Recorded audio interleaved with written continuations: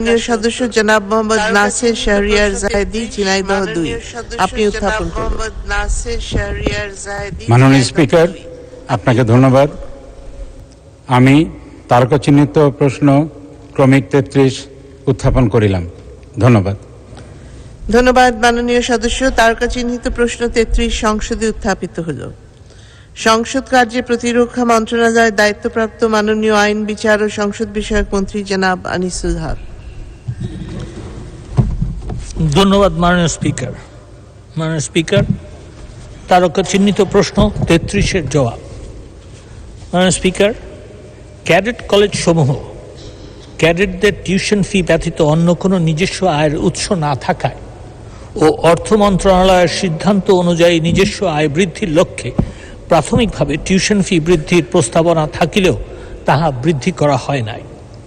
পরবর্তীতে নিম্ন মধ্যবিত্ত ও মধ্যবিত্ত পরিবারের সন্তানদের কথা বিবেচনা করিয়া গত 4 এপ্রিল 2024 তারিখে ক্যাডেট কলেজে পরিচালনা পরিষদের প্রথম সভায় সপ্তম শ্রেণীর নবাগত ক্যাডেটদের টিউশন ফি 20টি ধাপে সর্বনিম্ন 1500 টাকা পূর্বের ন্যায় বহাল রাখিয়া এবং সর্বোচ্চ 28,000 টাকা, যাহা পূর্বে ছিল 22,000 টাকা, পুনর্নির্ধারণ এর প্রস্তাবনা সকল ক্যাডেট কলেজে মতামতের জন্য প্রেরণ করা হইয়াছে, যাহা 2016 সালের প্রবর্তিত টিউশন ফির তুলনায় 30% বৃদ্ধির অধিক নহে। অধিকন্তু বাংলাদেশের প্রত্যন্ত অঞ্চল থেকে কিংবা অসচ্ছল পরিবার থেকে মেধাবী ছাত্রছাত্রীদের অন্বেষণের মাধ্যমে মেধাবী কিছু অসচ্ছল পরিবারের সন্তানদের অধিকতর সুবিধা প্রদানের সুদূর প্রসারী চিন্তা বাস্তবায়নের লক্ষ্যে প্রতিটি ক্যাডেট কলেজে একটি করিয়া এন্ডাওমেন্ট ফান্ড গঠনের পরিকল্পনা গ্রহণ করা হইয়াছে, যাহার মাধ্যমে অসচ্ছল মেধাবী ছাত্রছাত্রীরা পূর্বের তুলনায় আরও অধিক সুবিধা ভোগ করিবে। এখানে বিশেষভাবে উল্লেখ্য যে ক্যাডেট কলেজ সমূহ আইবাস প্লাস পাস এ পেনশনের কোড বরাদ্দ না থাকায় 2022-2023 অর্থ বছর হইতে ক্যাডেট কলেজ সমূহের অবসরপ্রাপ্ত কর্মকর্তা ও কর্মচারীদের পেনশন ও অবসর ভাতা বাবদ বাজেটে কোনো অর্থ প্রদান করা হইতেছে না বিধায় অবসরপ্রাপ্ত সকল কর্মকর্তা ও কর্মচারীদের পেনশন ও অবসর ভাতা সুবিধাদি প্রদান বন্ধ রহিয়াছে। ফলশ্রুতিতে জীবনের শেষ বয়সে এসে অবসরপ্রাপ্ত শিক্ষক ও কর্মচারীগণ মানবেতর জীবনযাপন করিতেছেন।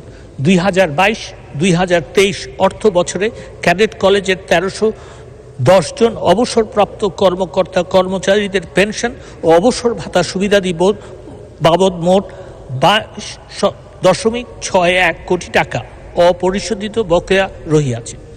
চলতি 2023-24 অর্থ বছরের ক্যাডেট কলেজ সমূহে আইবাস প্লাস প্লাস এ পেনশন কোড চালু করা না হইলে 2023-24 অর্থ বছরে 1355 জন অবসর প্রাপ্ত কর্মকর্তা কর্মচারীদের পেনশন, আনুতোষিক ও অবসর ভাতা সুবিধাদি বাবদ 59.78 কোটি টাকা অপরিশোধিত ব্যতীত থাকে। ফলে দিন দিন এই ঘাটতি ক্রমান্বয়ে বৃদ্ধি পাইতে থাকিবে এবং 2035 ও 36 অর্থ বছরের এই ঘাটতির পরিমাণ হইবে 179.65 লক্ষ টাকা, যাহা ক্যাডেট কলেজের নিজস্ব আয় থেকে পরিশোধ করা অসম্ভব। মাননীয় স্পিকার, আপনাকে ধন্যবাদ। অবশিষ্ট অংশ পঠিত বলে গণ্য করা হবে। ধন্যবাদ মাননীয় মন্ত্রী। মাননীয় সদস্য জনাব মোহাম্মদ নাসির শাহরিয়ার জাহেদী, আপনি একটি সম্পূরক প্রশ্ন করুন। মাননীয় স্পিকার, আপনাকে ধন্যবাদ। মাননীয় স্পিকার, আমি মাননীয় মন্ত্রী মহোদয়ের সদয় দৃষ্টি আকর্ষণ করব বর্তমানে ক্যাডেট কলেজ সমূহের ক্যাডেটদের টিউশন ফি এর প্রতি। এটা 19টি ধাপ আছে, সর্বনিম্ন থেকে সর্বোচ্চ পর্যন্ত। আমি উদাহরণস্বরূপ বলছি, 3 নম্বর ধাপে আছে, না 18 নম্বর ধাপে আছে, যেমন সর্বোচ্চ পর্যায়ে 1,01,000 টাকা থেকে উপরে যদি অভিভাবকের ইনকাম হয়, সেখানে বাচ্চার টিউশন ফি দিতে হয় 20,000 টাকা, যেটা 30% বাড়ালে 2024 সাল থেকে হবে 26,000 টাকা। অর্থাৎ 1 লক্ষ টাকা একটা গার্জিয়ান ইনকাম করলে তার সন্তানকে দিতে হবে 26,000 টাকা একটা বাচ্চার শুধু টিউশন ফির জন্য। তেমনি মাঝামাঝি পর্যায়ে যদি 40,000 টাকা অভিভাবকের ইনকাম হয়, তখন বাচ্চার জন্য দিতে হবে তাকে 16,250 টাকা, যেটা তার পুরো ইনকামের শতকরা 40%। আর সব থেকে কষ্টকর, যাদের ইনকাম 10,000 টাকা থেকে 15,000 টাকা, অর্থাৎ খুবই দিনমজুর টাইপের, তাদের জন্যে নির্ধারণ করা আছে 6,240 টাকা। অর্থাৎ তার পুরো আয়ের শতকরা 62% একটি সন্তানের টিউশন ফি বাবদ দিতে হবে। এবং যে সন্তানটা মেধাবী, যে হাজার হাজার কম্পিটিশনের ভিতরে যে ক্যাডেট কলেজে চান্স পেয়েছে, আমার প্রশ্ন মাননীয় মন্ত্রী মহোদয়ের নিকট, এই উচ্চ হারের টিউশন ফি 2016 সালে যেটা নির্ধারিত ছিল সেটাই উচ্চ হার, এটাকে 30%-এ না বাড়িয়ে বরং সেটাকে আরও সহনীয় পর্যায়ে পুনর্নির্ধারণের কোনো পরিকল্পনা সদাই বিবেচনার জন্য সরকার গ্রহণ করবেন কিনা। আপনাকে ধন্যবাদ মাননীয় স্পিকার। ধন্যবাদ মাননীয় সদস্য। মাননীয় মন্ত্রী। ধন্যবাদ মাননীয় স্পিকার। মাননীয় স্পিকার, প্রথমেই আমি একটা কথা বলতে চাই যে প্রথমে আমি ধন্যবাদ দিব যে মাননীয় সংসদ সদস্যকে, যে উনি এই একটা বাস্তবমুখী প্রস্তাব রেখেছেন প্রশ্নের মাধ্যমে। দ্বিতীয়ত আমি ধন্যবাদ জানাতে চাই মাননীয় প্রধানমন্ত্রী, যিনি মাননীয় প্রতিরক্ষা মন্ত্রীও বটে। আমি এক্ষুনি মাননীয় প্রধানমন্ত্রীর কাছ থেকে জানতে পারলাম যে এই যে পেনশন বাবদ যেই টাকাটা আপনার দেওয়ার কথা ক্যাডেট কলেজ সমূহের, সেইটার ব্যাপারে যেই টাকাটা চাওয়া হয়েছে সরকারের কাছ থেকে, মাননীয় প্রধানমন্ত্রী সেই টাকাটা এই আজকেই ফাইল সই করে দিয়ে দিয়েছে। এবং সেই প্রেক্ষিতে আমি বলতে চাই যে মাননীয় সংসদ সদস্য যে প্রশ্নটা করেছেন, সেই প্রশ্নটার সূত্র ধরে যদি কর্তৃপক্ষের কাছে দরখাস্ত করা হয়, আমার মনে হয় যে আজকে যেহেতু তাদের একটা বিরাট দায় মোচন হয়ে গেছে, তারা হয়তো এটার ব্যাপারে কনসিডার করতে পারে। তো আমি মাননীয় সংসদ সদস্যকে, মাননীয় স্পিকার, আপনার মাধ্যমে অনুরোধ করব যে এই যে গার্জিয়ানরা যেন এইটার ভিত্তিতে একটা দরখাস্ত এই পরিষদকে দেয়। ধন্যবাদ মাননীয় স্পিকার। ধন্যবাদ মাননীয় মন্ত্রী। মাননীয় সদস্য জনাব মোহাম্মদ সালাউদ্দিন মিয়াজি, ঝিনাইদহ ৩, সম্পূরক প্রশ্ন করুন।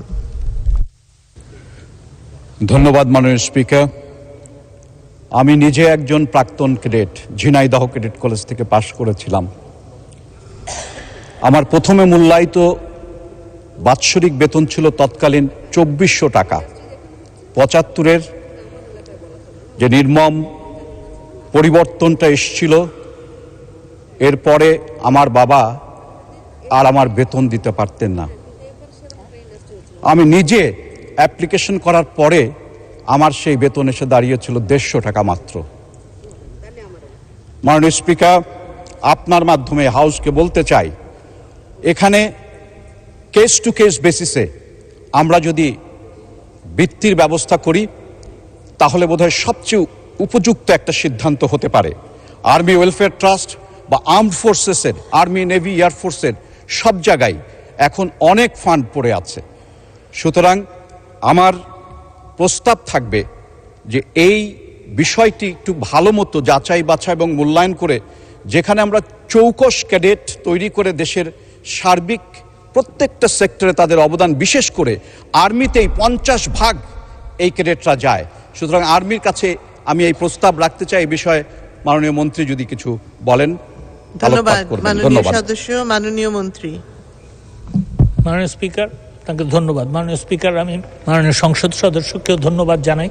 তিনি একটা প্রস্তাব দিয়েছেন, এটা যদি লিখিত আকারে আপনার প্রথম প্রতিরক্ষা মন্ত্রণালয় এবং দ্বিতীয়ত আর্ম ফোর্সেস ডিভিশনে উনি যদি পাঠিয়ে দেন, অবশ্যই এই প্রস্তাব বিবেচনা করা হবে। ধন্যবাদ মাননীয় স্পিকার। ধন্যবাদ মাননীয় মন্ত্রী। তারকা চিহ্নিত প্রশ্ন 34, মাননীয় সদস্য জনাব মোহাম্মদ মাইনুল হোসেন খান, ঢাকা 14, আপনি উত্থাপন করুন। ধন্যবাদ মাননীয় স্পিকার। আমাকে সুযোগ দেওয়ার জন্যে আমার তারকা চিহ্নিত প্রশ্ন 34 আপনার মাধ্যমে মহান সংসদে উত্থাপন করলাম। ধন্যবাদ মাননীয় সদস্য। তারকা চিহ্নিত প্রশ্ন 34 সংসদে উত্থাপিত হলো। মাননীয় মুক্তিযুদ্ধ বিষয়ক মন্ত্রী জনাব আ.ক.ম মোজাম্মেল হক। মাননীয় স্পিকার, আপনাকে ধন্যবাদ। 2003-04 অর্থ বছরে 40,000 জন বীর মুক্তিযোদ্ধা বা উপকারভোগীকে 300 টাকা হারে প্রথম ভাতা প্রদান কার্যক্রম শুরু হয়েছে। বর্তমান সরকার প্রতিনিয়ত বীর মুক্তিযোদ্ধাদের কল্যাণে নানাবিধ কার্যক্রম গ্রহণ করে আসছে। এরই ধারাবাহিকতায় বীর মুক্তিযোদ্ধার সম্মানী ভাতার পরিমাণ বেশ কয়েক গুণ বৃদ্ধি করে 2021-22 অর্থ বছরে মাসিক 20,000 টাকা সম্মানী ভাতা সহ বাৎসরিক 2টি উৎসব ভাতা 10,000 টাকা হারে প্রদান করা হচ্ছে। গত 18-19 অর্থ বছরে বীর মুক্তিযোদ্ধা এবং তাদের উত্তরাধিকারীগণকে রাষ্ট্রীয় সম্মানী ভাতার পাশাপাশি বাংলা নববর্ষ ভাতা জনপ্রতি 2,000 টাকা হারে এবং ভাতাপ্রাপ্ত জীবিত বীর মুক্তিযোদ্ধাদের মহান বিজয় দিবস ভাতা বাবদ জনপ্রতি 5,000 টাকা হারে প্রদান করা হচ্ছে।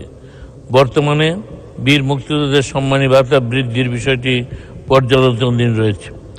মুক্তিযুদ্ধ বিষয়ক মন্ত্রণালয় কর্তৃক স্থানীয় প্রকৌশল অধিদপ্তরের মাধ্যমে 2012 জুন থেকে 2018 মেয়াদে 271 কোটি 11 লক্ষ টাকা প্রাক্কলিতভাবে ভূমিহীন ও অসচ্ছল বীর মুক্তিযোদ্ধাদের জন্য বাসস্থান নির্মাণ শীর্ষক একটি প্রকল্পের আওতায় সারা দেশে 2,962টি বাসস্থান অসচ্ছল বীর মুক্তিযোদ্ধাদের মাঝে বরাদ্দ প্রদান করা হয়েছে। এরই ধারাবাহিকতা মাননীয় প্রধানমন্ত্রী দেশরত্ন শেখ হাসিনার বর্তমান সরকার মুক্তিযুদ্ধ বিষয়ক মন্ত্রণালয়ের আওতায় অসচ্ছল বীর মুক্তিযোদ্ধাদের জন্য আবাসক নির্মাণ প্রথম সংশোধিত শীর্ষক প্রকল্পটি 1 জানুয়ারি 2021 হইতে 31 ডিসেম্বরের মধ্যে 6,096 কোটি 53,25,000 টাকা প্রাক্কলিত ব্যয় বাস্তবায়ন রয়েছে। এই প্রকল্পের মাধ্যমে সারা দেশে 30,000 বীর মুক্তিযোদ্ধা পরিবারকে আবাসন সুবিধা প্রদানের কার্যক্রম চলমান রয়েছে। এর আওতায় উপজেলা ওয়ারি বিদ্যমান বীর মুক্তিযোদ্ধাদের নির্দিষ্ট আনুপাতিক হারে সুবিধাভোগী নির্বাচন করা হচ্ছে। উক্ত প্রকল্পের আওতায় এ পর্যন্ত 11,057 জনের বাড়ি নির্মাণ সমাপ্ত হয়েছে এবং 10,889টি বীর নিবাসের নির্মাণ কাজ চলমান রয়েছে। মাননীয় স্পিকার, আপনাকে ধন্যবাদ। ধন্যবাদ মাননীয় মন্ত্রী। মাননীয় সদস্য জনাব মোহাম্মদ মাইনুল হোসেন খান একটি সম্পূরক প্রশ্ন করুন। ধন্যবাদ মাননীয় স্পিকার। সম্মানিত মন্ত্রী মহোদয়, উনি বর্তমানে 71-এর মহান স্বাধীনতা যুদ্ধের বীর সেনানীরা যারা বঙ্গবন্ধুর নেতৃত্বে অস্ত্র হাতে তুলে নিয়ে এই বাংলাদেশকে স্বাধীন করেছিলেন, তাদের ব্যাপারে বিভিন্নভাবে সহযোগিতার হাত প্রসারিত করেছেন। আনন্দের বিষয় এই জায়গায়, যখন 2001 থেকে 2006 সাল বিএনপি জামাত রাষ্ট্রীয় ক্ষমতায় থাকাকালীন সময়ে বাংলাদেশের সেই দামাল ছেলেরা, মুক্তিযোদ্ধারা তাদের পরিচয় দিতে ভয় পেতেন। কিন্তু বর্তমানে বঙ্গবন্ধুর কন্যা মানবতার মা রাষ্ট্রনায়ক শেখ হাসিনার নেতৃত্বে বাংলাদেশের মুক্তিযোদ্ধারা আজকে বীর বুক ফুলিয়ে বলতে পারে, আমরা 71-এর মহান স্বাধীনতা যুদ্ধের সেই বীর সেনানী। আমি মাননীয় মন্ত্রীর নিকট আমার সম্পূরক প্রশ্ন, বর্তমানে দেশে এখনও অনেক প্রকৃত মুক্তিযোদ্ধা রয়েছে, তারা ভাতা পায় না এবং মুক্তিযোদ্ধা সনদও পায়নি, তাদের বিষয়ে কোনো ব্যবস্থা গ্রহণ করবেন কিনা? ধন্যবাদ মাননীয় স্পিকার।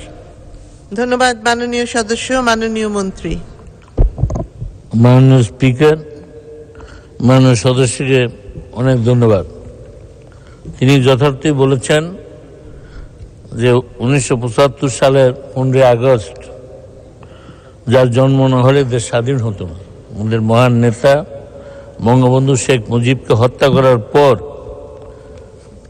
যে খুনি জিয়া, খুনি মুস্তাক চক্র রাষ্ট্রীয় ক্ষমতায় আসার পর দেশের মহান বীর মুক্তিযোদ্ধাগণ পরিচয় দিতেও সাহস পাননি এবং তাদের উপর বিভিন্ন ধরনের নির্যাতন নেমে এসেছিল।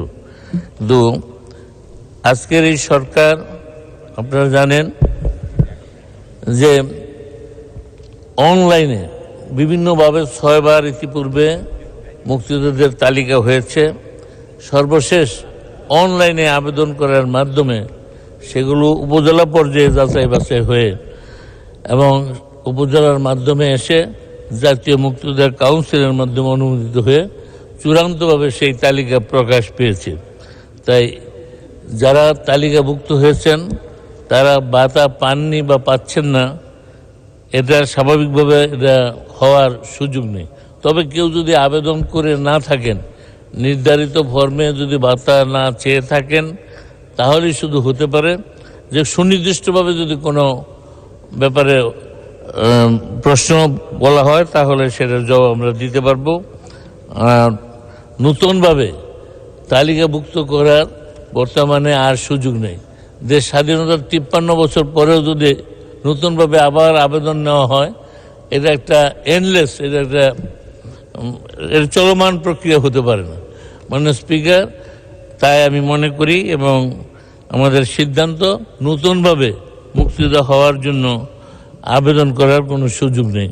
মাননীয় স্পিকার, আপনাকে ধন্যবাদ। ধন্যবাদ মাননীয় মন্ত্রী। মাননীয় সদস্য জনাব মোহাম্মদ আবুল কালাম নাটোর 1 সম্পূরক প্রশ্ন করুন। স্পিকার, আপনাকে ধন্যবাদ। সর্বকালের সর্বশ্রেষ্ঠ বাঙালি, মহান জাতির প্রতিষ্ঠাতা, বাঙালি জাতির প্রতিষ্ঠাতা বঙ্গবন্ধু 7ই মার্চে ভাষণ দিয়েছিলেন। সেই 7ই ভাষণে উজ্জীবিত হয়ে গোটা বাঙালি জাতি ঐক্যবদ্ধ হয়েছিল। আমার নির্বাচন লালপুর থেকে বিচ্ছিন্ন ছিল না। 30শে মার্চ ময়নার জনযুদ্ধ হয়েছিল পাকিস্তানি বাহিনীর বিরুদ্ধে সারা দিন ব্যাপী। এই যুদ্ধে বাঙালিদের আমাদের জয় হয়েছিল লাঠি ফালা তীর ধনুক নিয়ে, সেখানে শহীদ হয়েছিল।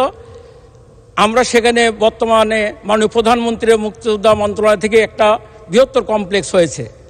এইটার করে নর্থবেঙ্গল সুগার মিলের বোল্ডেজার দিয়ে ঈশ্বরদী এয়ারপোর্ট নষ্ট করার কারণে পাকিস্তানি বাহিনী জিঘাংস হয়ে যায় এবং ক্যাপ্টেন রাজাকে রাত্রে ধরার পরে পরের দিন প্রকাশ্য দিবালোকে তার মৃত্যুদণ্ড কার্যকর পাকিস্তানি বাহিনী এই সুগার মিলে আজকে 5ই মে 1971 সমস্ত লেফটেন্যান্ট কর্নেল আজিজ সহ এমডি সহ সমস্ত অফিসার কর্মচারীদের শহীদ মিনার অর্থাৎ পুকুরের ভাড়ে এখন যেটা শহীদ সাগর, মাননীয় প্রধানমন্ত্রী সহ আমাদের মন্ত্রী মহোদয় যারা ছিলেন, দল করেছেন, সমস্ত নেতারাই এই নর্থ বেঙ্গল সুগার মিলে তাদের স্মৃতির প্রতি শ্রদ্ধা নিবেদন করছে। আজকে দিবসটি আছে তাদের উপর শ্রদ্ধা নিবেদন করেই আমার মাননীয় মন্ত্রীর কাছে সবিনয় প্রার্থনা করতেছি যে লেফটেন্যান্ট কর্নেল আজিম তাকে স্বীকৃতি দেওয়া হয়েছে, কিন্তু আর যে 42 জন অফিসার কর্মচারী ওখানে শহীদ হলেন তাদের একটা রাষ্ট্রীয় স্বীকৃতির পাওয়ার তারা অধিকার মনে করে পরিবারগুলো, এবং আমরাও তাই মনে করি।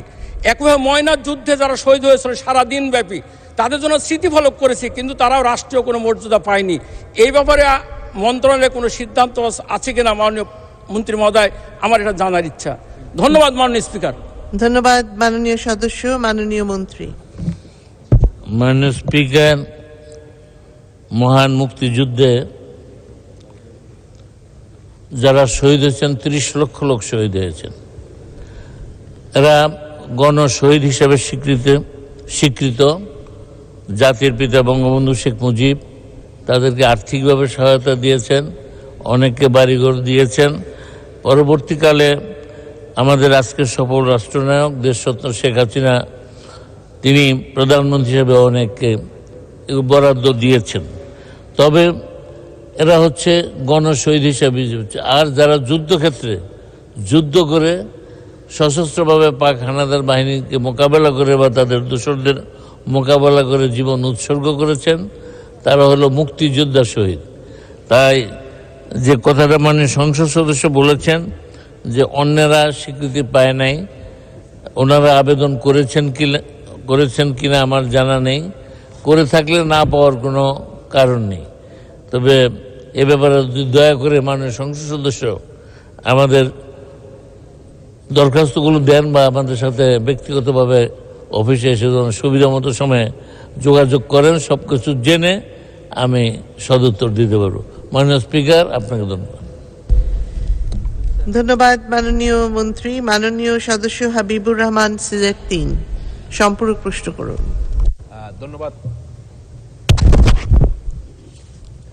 ধন্যবাদ মাননীয় স্পিকার। মাননীয় মন্ত্রী, 1970-এর আগরতলার ষড়যন্ত্র মামলায় বঙ্গবন্ধুকে আমাদের প্রবাসী যুক্তরাজ্যরা অনেক সহযোগিতা করেছিলেন। বিশেষ করে 1971-এর মহান মুক্তিযুদ্ধে প্রবাস থেকে অনেক মুক্তিযুদ্ধের সংগঠকরা দেশে কাজ করেছিলেন। মাননীয় মন্ত্রীর কাছে সবিনয় অনুরোধ যে যুক্তরাজ্যে প্রবাসী মুক্তিযোদ্ধা মন্ত্রণালয়ের মাধ্যমে সেখানে বিশেষ করে বঙ্গবন্ধুর স্মৃতি ধরে রাখার জন্য এবং প্রবাসী মুক্তিযোদ্ধাদের স্মৃতি ধরে রাখার জন্য আপনার মন্ত্রণালয় কোনো উদ্যোগ নেবে কিনা? ধন্যবাদ মাননীয় স্পিকার। ধন্যবাদ মাননীয় সদস্য। মাননীয় মন্ত্রী। আমরা আমাদের মন্ত্রণালয় মাননীয় প্রধানমন্ত্রীর নির্দেশে যত জায়গায় পাক হানাদার বাহিনীর সাথে যুদ্ধ হয়েছে বা ঐতিহাসিক স্থান বা জনমত সৃষ্টিতে গুরুত্বপূর্ণ অবদান রেখেছে সেগুলো সংরক্ষণ করার নির্দেশ মোতাবেক আমরা করে যাচ্ছি। এরকম লন্ডনেও মাননীয় সদস্য যে কথা বলেছেন জনমত গঠনের জন্য, তাদেরও একটা গুরুত্বপূর্ণ ঐতিহাসিক ভূমিকা ছিল।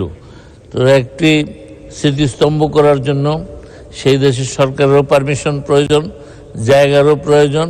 এরকম সুনির্দিষ্টভাবে যদি এটার ব্যবস্থা করা যায়, অবশ্যই আমাদের মন্ত্রণালয় সেখানে বঙ্গবন্ধুর স্মৃতি এবং মহান মুক্তিযুদ্ধের স্মৃতি রক্ষার্থে সেখানে আমরা স্মৃতিসৌধ বা যেটা হয় মানসম্মত হয়, আন্তর্জাতিক মানের আমরা করা আমাদের মন্ত্রণালয় অবশ্যই সেটা করবে। মাননীয় স্পিকার, আপনাকে ধন্যবাদ। ধন্যবাদ মাননীয় মন্ত্রী। মাননীয় সদস্য তারানা হালিম, মহিলা আসন 18, সম্পূরক প্রশ্ন করুন। ধন্যবাদ মাননীয় স্পিকার। মাননীয় মন্ত্রী মহোদয় সমীপে আমার প্রশ্ন যে 1977 সালে মেজর জেনারেল জিয়াউর রহমান তিনি রাতের অন্ধকারে কারফিউ দিয়ে কারাগারের মধ্যে তিনি আর্মি, নেভি এবং এয়ারফোর্সের কর্মকর্তাদের মধ্যে হত্যাযজ্ঞ চালিয়েছিলেন। 1 মিনিটে রায় দেওয়া হতো, তাদের কোনো আত্মপক্ষ সমর্থনের সুযোগ ছিল না। 1 মিনিটের মধ্যে সেই রায় কার্যকর করা হতো এবং সে সময় তাদের পায়ে বালির বস্তা বেঁধে দেওয়া হতো যেন তাদের ফাঁসি দ্রুত কার্যকর করা হয়। মানবাধিকার লঙ্ঘনের এই ধরনের নির্লজ্জ উদাহরণ পৃথিবীর ইতিহাসে দুর্লভ এবং সে সময় যাদের হত্যা করা হয়েছিল তাদের অধিকাংশই ছিলেন মুক্তিযোদ্ধা। আমি মাননীয় মন্ত্রী মহোদয় সমীপে এই প্রশ্নটি করতে চাই যে আমরা বিভিন্ন পত্রপত্রিকায় ধারাবাহিকভাবে এই মুক্তিযোদ্ধাদের নাম দেখেছি, ব্যাচ নাম্বার দেখেছি, তাদের পরিচয় জেনেছি, কিন্তু তাদের কবর এখনো অশনাক্ত অবস্থায় আছে। এই মুক্তিযোদ্ধাদের সুনির্দিষ্ট নাম এবং তাদের কোথায় কবরস্থ করা হয়েছে সেটি চিহ্নিত করবার কোনো ব্যবস্থা মুক্তিযুদ্ধ বিষয়ক মন্ত্রণালয় থেকে গ্রহণ করা হবে কিনা? ধন্যবাদ মাননীয় স্পিকার। ধন্যবাদ মাননীয় সদস্য। মাননীয় মন্ত্রী। মাননীয় স্পিকার, মাননীয় সদস্য অত্যন্ত একটি গুরুত্বপূর্ণ প্রশ্ন করেছেন। এই দেশে বিচারবিহীন যত হত্যাকাণ্ড তার শুরুই করেছিলেন জিয়াউর রহমান এবং তিনি প্রথম সামরিক শাসক হিসাবে তথাকথিত বিদ্রোহের নামে এই দেশের বীর মুক্তিযোদ্ধা যারা ছিলেন সেনাবাহিনীতে, বিমান বাহিনীতে বা বিশেষ করে নৌবাহিনীতে, তাদেরকে হত্যা করেছে বিনা বিচারে এবং এমন সবভাবে ট্রায়াল হয়েছে যে তাকে ফাঁসি দেওয়া হয়েছে, তার 3 মাস পরে হয়তো তথাকথিত রায় দেওয়া হয়েছে যে তার এই শাস্তি দেওয়া হলো। কাজেই এ ব্যাপারে আমি মনে করি মাননীয় সদস্য যদি নোটিশ দেন তাহলে বিস্তারিতভাবে কাদেরকে কোথায় কিভাবে এগুলো হয়েছে সেগুলো বিস্তারিতভাবে মহান সংসদের মাধ্যমে জাতিকে অবহিত করা যাবে। মাননীয় স্পিকার, আপনাকে ধন্যবাদ। ধন্যবাদ মাননীয় মন্ত্রী। তারকা চিহ্নিত প্রশ্ন 35, মাননীয় সদস্য জনাব আনোয়ার হোসেন খান, লক্ষ্মীপুর 1, অনুপস্থিত। মাননীয় সদস্য জনাব মোহাম্মদ নুরুল ইসলাম সুজন, পঞ্চগড় 2, আপনি উত্থাপন করুন। মাননীয় স্পিকার, আপনাকে ধন্যবাদ। মাননীয় স্পিকার, আমি মাননীয় সংসদ সদস্য আনোয়ার হোসেন খান 274 লক্ষ্মীপুর 1-এর পক্ষে তারকা চিহ্নিত প্রশ্ন 35 এই মহান সংসদে উপস্থাপন করছি।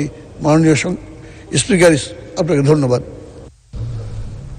ধন্যবাদ মাননীয় সদস্য। তারকা চিহ্নিত প্রশ্ন 35 সংসদে উত্থাপিত হলো। মাননীয় কৃষি মন্ত্রীর পক্ষে খাদ্যমন্ত্রী জনাব সাধন চন্দ্র মজুমদার। মাননীয় স্পিকার, তারকা চিহ্নিত 35 নম্বরের প্রশ্নের উত্তর আমি কৃষিমন্ত্রী জনাব আব্দুল শহীদের পরিবর্তে আমি খাদ্যমন্ত্রী সাধন চন্দ্র মজুমদার উত্তর প্রদান করছি। হ্যাঁ, লক্ষ্মীপুরের অন্তর্গত রামগঞ্জ উপজেলায় ভূমির উর্বরতা বৃদ্ধির লক্ষ্যে নিম্নবর্ণিত পদক্ষেপ গ্রহণ করা হয়েছে। 1. ভার্মি কম্পোস্ট ট্রাইকো কম্পোস্ট উৎপাদনে কৃষকদেরকে প্রযুক্তি হস্তান্তর করা হয়েছে। এ লক্ষ্যে 230টি কম্পোস্ট সারের প্রদর্শনী স্থাপন করা হয়েছে। 2. মাটি পরীক্ষা করে জমিতে সুষম মাত্রায় সার ব্যবহারে কৃষকদেরকে উদ্বুদ্ধ করা হয়েছে। 3. পারিবারিক পুষ্টি বাগান স্থাপনে 150 জন কৃষককে বিনামূল্যে জৈব সার বিতরণ ও পরামর্শ প্রদানের মাধ্যমে জমিতে জৈব সার ব্যবহারের কৃষকদেরকে উদ্বুদ্ধ করা হয়েছে এবং 4600 হেক্টর জমিতে সুষম মাত্রায় সার ব্যবহার করা হয়েছে। 4. শস্য বিন্যাসভিত্তিক চাষাবাদ কৃষকদেরকে উদ্বুদ্ধ করা হয়েছে। 35 হেক্টর জমিতে শস্য বিন্যাসভিত্তিক চাষাবাদ করা হয়েছে। 5. সেচ ব্যবস্থা নিশ্চিত করা হয়েছে এবং 9350 হেক্টর জমিতে সেচ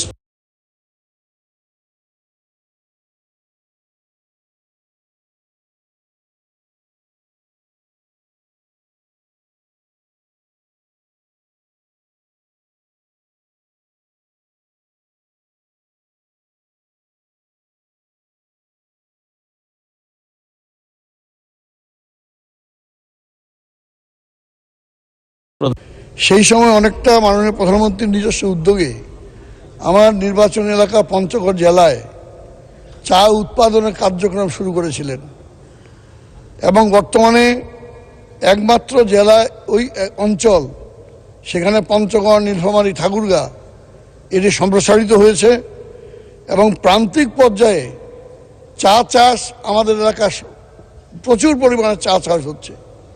কিন্তু এক শ্রেণীর মাননীয় স্পিকার যারা এই চা প্রসেসিং করে তারা এই চা উৎপাদিত কৃষকের যে চা পাতা এটির ন্যায্য মূল্য পাচ্ছে না এবং এতই কম মূল্য যে আস্তে আস্তে করে মানুষ হতাশ হচ্ছে। কাজে এই চা চাষিদের ভবিষ্যতে তারা যাতে তাদের ন্যায্য মূল্য পায় চা পাতার, সেটির ব্যাপারে কৃষি মন্ত্রণালয় যা করণীয় সে ব্যাপারে কোনো উদ্যোগ গ্রহণ করা হবে কিনা যাতে এই চা চাষিরা তাদের চায়ের ন্যায্য মূল্য পায়। মাননীয় স্পিকার, আপনাকে ধন্যবাদ। ধন্যবাদ মাননীয় সদস্য। মাননীয় মন্ত্রী। মাননীয় স্পিকার, আপনাকে ধন্যবাদ। মাননীয় সদস্যকে ধন্যবাদ আপনার এই গুরুত্বপূর্ণ প্রশ্নটি করার জন্য। আমি মনে করি যে আপনি যদি কৃষি মন্ত্রণালয়ের একটি ডিও লেটার দেন বা এই তথ্যগুলি জানান, অবশ্যই কৃষি মন্ত্রণালয় এটা বিচার বিশ্লেষণ করে ব্যবস্থা গ্রহণ করবে। মাননীয় স্পিকার, আপনাকে ধন্যবাদ। ধন্যবাদ মাননীয় মন্ত্রী। মাননীয় সদস্য জনাব মোহাম্মদ নজরুল ইসলাম, ময়মনসিংহ 5 সম্পূরক প্রশ্ন করুন। ধন্যবাদ মাননীয় স্পিকার। বঙ্গবন্ধুর কন্যা জননেত্রী শেখ হাসিনা ক্ষমতা আসার পরে গ্রামে এখন কোনো সনের ঘর বা টিনের ঘর নাই বললেই চলে। সর্বত্রই এখন ইটের ঘর বা দালান কোঠা বা আজকে যে গ্রাম ছিল সে গ্রাম আর নাই, গ্রাম শহরে পরিণত হচ্ছে। আমার প্রশ্ন হলো যে বাংলাদেশের সর্বত্র যে ইট ভাটাগুলো আছে, ইট ভাটাগুলো জমির যে উপরের যে মাটি, ফসলি জমির যে উপরে মাটি, বিশেষ করে কৃষির যে জমিগুলো আছে উপরে মাটিগুলো কেটে নিয়ে ইট ভাটা ইট তৈরি করা হচ্ছে। মাননীয় মন্ত্রী মহোদয়ের কাছে আমার প্রশ্ন, এই উর্বর জমির এই টপ সয়েল যে কেটে নেওয়া হচ্ছে এটা প্রতিরোধ করার জন্য কোনো পরিকল্পনা আছে কিনা? ধন্যবাদ মাননীয় স্পিকার। ধন্যবাদ মাননীয় সদস্য। মাননীয় মন্ত্রী। মাননীয় সদস্যকে ধন্যবাদ। সত্যকার অর্থে যে ইট ভাটার জন্য যে টপ সয়েলগুলো যে কেটে নিয়ে যাচ্ছে তার জন্য কৃষির অবশ্যই ক্ষতি হচ্ছে এবং আমাদের খাদ্য উৎপাদন কমে যাচ্ছে।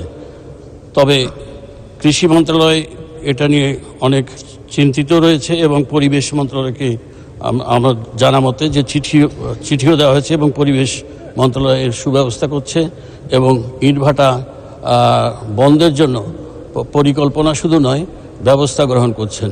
মাননীয় স্পিকার, আপনাকে ধন্যবাদ। ধন্যবাদ মাননীয় মন্ত্রী। তারকা চিহ্নিত প্রশ্ন 36 মাননীয় সদস্য জনাব নিজামুদ্দিন হাজারি, ফেনী 2। মাননীয় স্পিকার, আপনাকে অসংখ্য ধন্যবাদ। আমি নিজামুদ্দিন হাজারি, আমার সংসদীয় আসন 266। আমি তারকা চিহ্নিত প্রশ্ন 36 এই আপনার মাধ্যমে মহান জাতীয় সংসদে উত্থাপন করলাম। ধন্যবাদ মাননীয় স্পিকার। ধন্যবাদ মাননীয় সদস্য। তারকা চিহ্নিত প্রশ্ন 36 সংসদে উত্থাপিত হলো। মাননীয় ভূমি মন্ত্রী জনাব নারায়ণ চন্দ্র চন্দ। মাননীয় স্পিকার, আপনাকে ধন্যবাদ। মাননীয় সংসদ সদস্য জনাব নিজামুদ্দিন হাজারি 266 ফেনী 2 এর উত্থাপিত প্রশ্নের উত্তর। ভূমি সংক্রান্ত ফৌজদারি এবং দেওয়ানি মামলাগুলো দ্রুত সমাধানের নিমিত্ত এবং ভূমি সেবাকে সহজীকরণের লক্ষ্যে ভূমি মন্ত্রণালয় হতে ভূমি অপরাধ প্রতিরোধ ও প্রতিকার আইন 2023, ভূমি উন্নয়ন কর আইন 2023, ভূমি সংস্কার আইন 2023, হাট ও বাজার স্থাপন ও ব্যবস্থাপনা আইন 2023, estate acquisition and tenancy amendment act 2023, বালুমহল ও মাটি ব্যবস্থাপনা সংশোধন আইন 2023 প্রণয়ন করা হয়েছে। সরকার ও স্থানীয় কর্তৃপক্ষের ভূমি ও স্থাপনাদি দখল পুনরুদ্ধার আইন 2023 এর খসড়া প্রণয়ন করে মন্ত্রী পরিষদ বিভাগের আইনের খসড়া পরীক্ষা নিরীক্ষা কমিটির নিকট প্রেরণ করা হয়েছে। ভূমি আপিল বোর্ড সংশোধন আইন 2024 এর খসড়া প্রণয়ন করা হয়েছে। অতি শীঘ্রই মন্ত্রী পরিষদ বিভাগে আইনের খসড়া পরীক্ষা নিরীক্ষা কমিটির নিকট প্রেরণের প্রক্রিয়াধীন রয়েছে।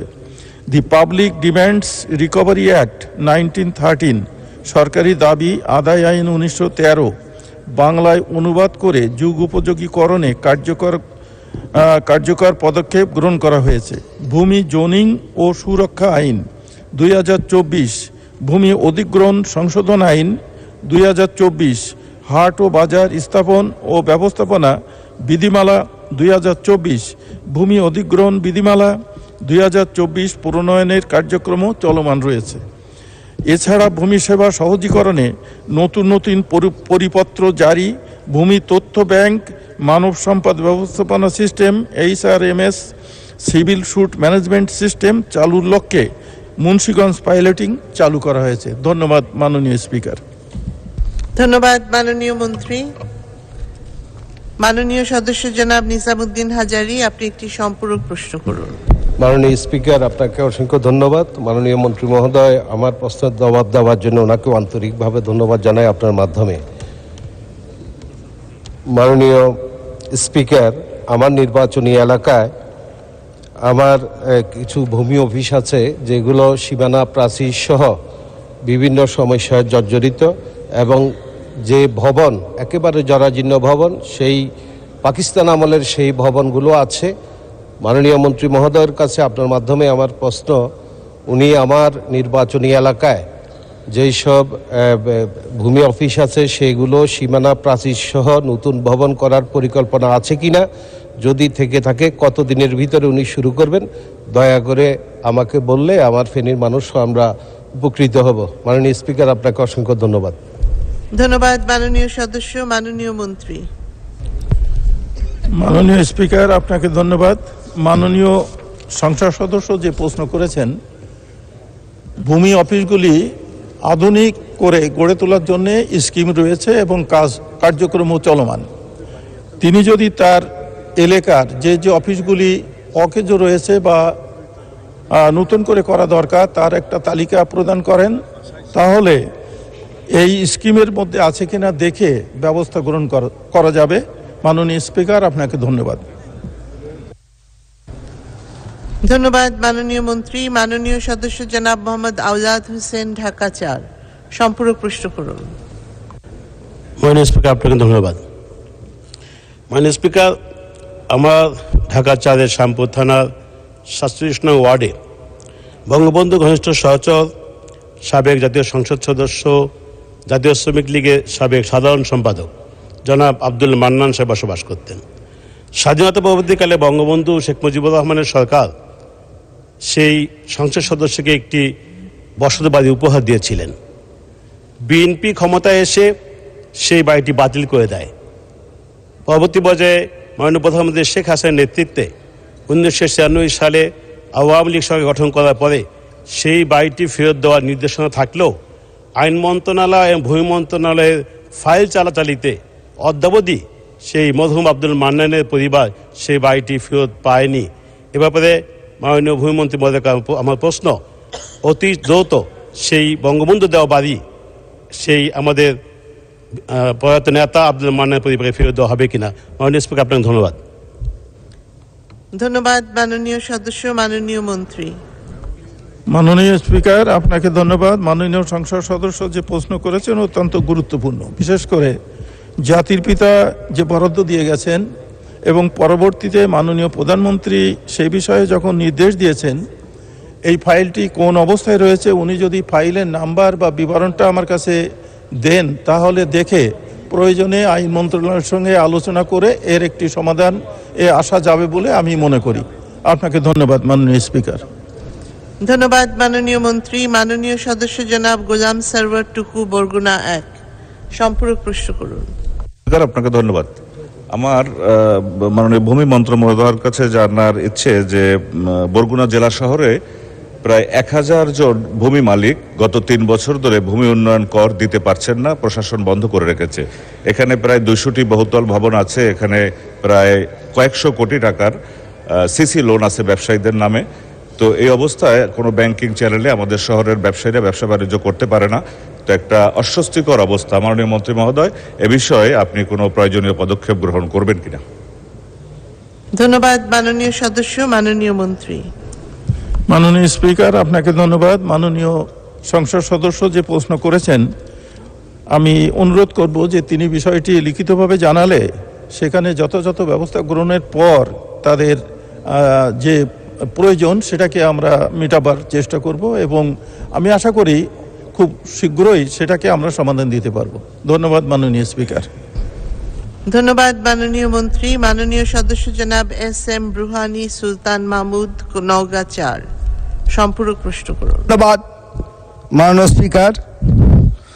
মাননীয় মন্ত্রী মহোদয়ের কাছে আমার জিজ্ঞাসা, ভূমি উন্নয়ন কর আরেকটু সহজ করা যায় কি না, কারণ দাদার সম্পত্তি মূলে দেখা গেছে একটা কৃষক পরিবার দীর্ঘদিন পরে ওয়ারিশান মূলে প্রাপ্ত হয়েছে হয়তো 1 বিঘা জমির, যদি ধরি 40 ডেসিমিল জমির 10 ডেসিমিল।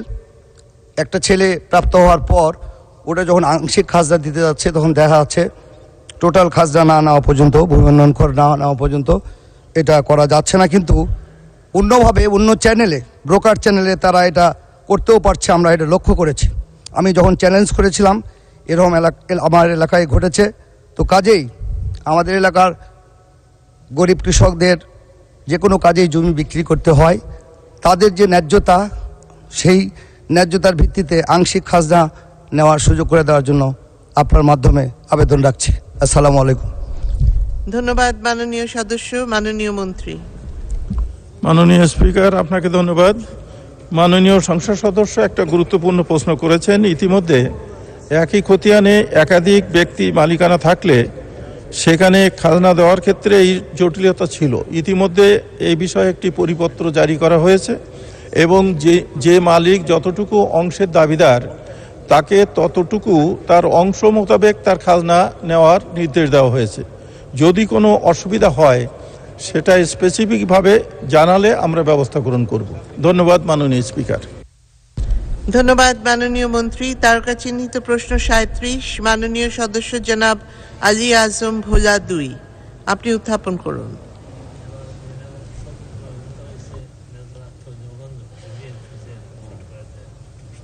অনুপস্থিত না।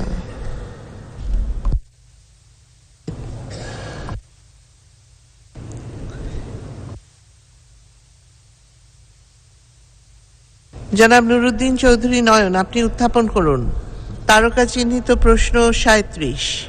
মাননীয় স্পিকার, আপনাকে ধন্যবাদ।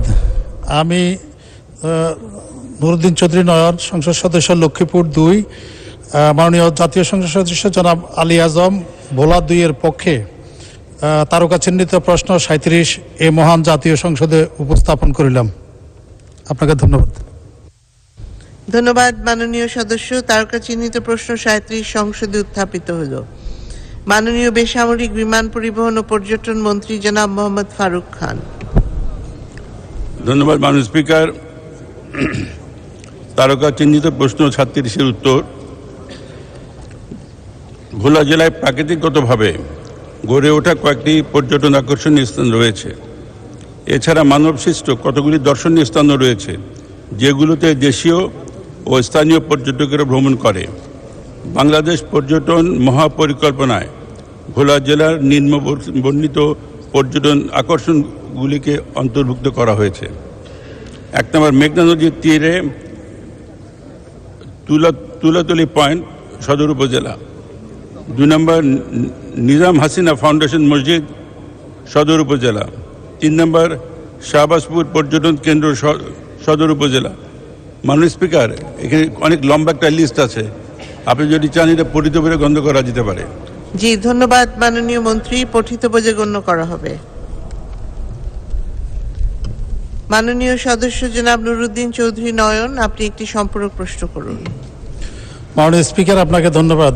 আমি মাননীয় মন্ত্রীর কাছে সম্পূরক প্রশ্নে বিনীতভাবে জানতে চাই, লক্ষ্মীপুর এবং নোয়াখালী জেলা, ফেনী জেলা, 3 জেলা একটি জনবহুল এলাকা, গুরুত্বপূর্ণ এলাকা এবং ভোলা সহ বিস্তৃত অঞ্চল এই এলাকার সাথে সম্পৃক্ত। এই অঞ্চলে একটি বিমানবন্দর করার জন্য সার্ভে করা হয়েছিল। সহসায় নোয়াখালী বা লক্ষ্মীপুর বা ফেনী এই অঞ্চলে একটি বিমানবন্দর করার পরিকল্পনা আছে কিনা মাননীয় মন্ত্রীর কাছে সবিনয় জানতে চাই। আপনাকে ধন্যবাদ। ধন্যবাদ মাননীয় সদস্য। মাননীয় মন্ত্রী। ধন্যবাদ মাননীয় স্পিকার। মাননীয় সদস্য যে প্রশ্নটা করেছেন, এই মুহূর্তে বাংলাদেশে অনেকগুলি বিমানবন্দর আছে এবং সেগুলিকে আমরা আপগ্রেড করে আন্তর্জাতিক মানে নেওয়ার চেষ্টা করছি। আপাতত মাননীয় সদস্য যে স্থানটার কথা বলেছেন নোয়াখালী ভোলা, সেখানে আপাতত কোনো বিমানবন্দর করার পরিকল্পনা সরকারের নাই। অদূর ভবিষ্যতে যদি প্রয়োজন পড়ে এবং স্টাডি রিপোর্টে যদি সেখানে থাকার প্রয়োজন মনে হয়, তখন সেখানে সেটা করা যেতে পারবে। ধন্যবাদ মাননীয় স্পিকার। ধন্যবাদ মাননীয় মন্ত্রী। মাননীয় সদস্য জনাব মোহাম্মদ আব্দুর রশিদ, জামালপুর 3, সম্পূরক প্রশ্ন করুন। আমাকে সম্পূরক প্রশ্ন করার জন্য সুযোগ দেওয়ার জন্য। আমি জামালপুর 4 আসনের সংসদ সদস্য। মহান স্বাধীনতা যুদ্ধে সরিষাবাড়িতে বাউসি ব্রিজে সম্মুখ যুদ্ধ হয় 12ই ডিসেম্বরে।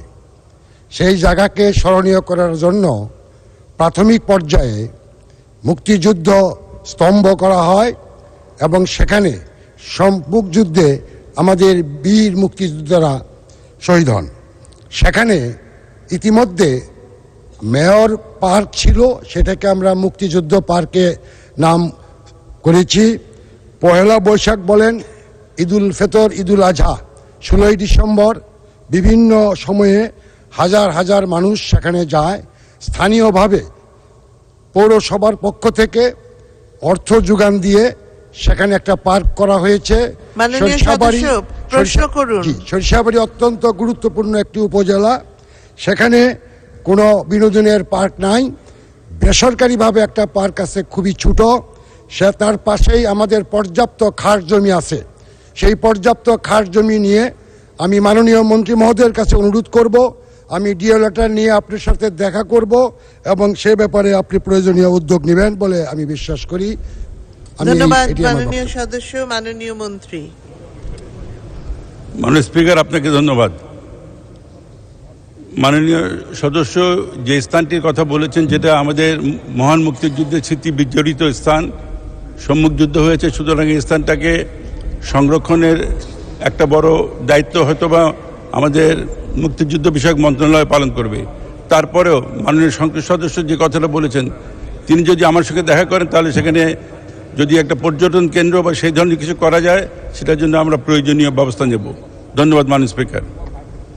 ধন্যবাদ মাননীয় মন্ত্রী। মাননীয় সদস্য সৈয়দ সাইদুল হক হবিগঞ্জ ৪, সম্পূরক প্রশ্ন করুন। মাননীয় স্পিকার, আমার নির্বাচনী এলাকা হবিগঞ্জ ৪, মাধবপুর চুনারঘাটে 25টা চা বাগান এবং 2টা রিজার্ভ ফরেস্ট আছে। আমার জানা মতে এক উপজেলায় এত সম্পদ পর্যটনের জন্য আর কোথাও আছে কিনা আমার জানা নাই। আমার বক্তব্য হচ্ছে, মাননীয় স্পিকার, মাননীয় মন্ত্রীর কাছে আমার জিজ্ঞাসা যে মাননীয় প্রধানমন্ত্রীর যে 6 লেন সিলেট বরাবরে করতেছেন, এতে আমাদের দূরত্ব কমে যাবে 4 ঘন্টা থেকে মাত্র 2 ঘন্টায়। ঢাকা থেকে এর চেয়ে কাছে চা বাগান আর কোথাও পাওয়া যাবে না।